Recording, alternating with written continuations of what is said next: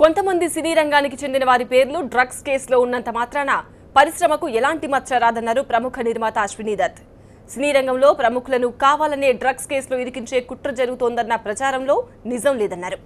గతంలో ఎన్టీఆర్, చంద్రబాబు ఎలాంటి పాలన అందించారు, ప్రస్తుతం తెలంగాణలో కేసీఆర్ కూడా ప్రశాంతమైన పాలన అందిస్తున్నారని చెప్పారు. డ్రగ్ మాఫియా హైదరాబాద్లో జరుగుతున్న ఈ డ్రగ్స్ అది ఏంటది, అదొక క్రిమినల్ చర్య. నేను పేపర్లోనే చూశాను. ఆ తర్వాత నుంచి ఈ ఇన్వెస్టిగేషన్లో ఇడిదిరిగి పరిశ్రమ వరకు వచ్చింది. నేను మీలాగానే పేపర్లో చూసాను.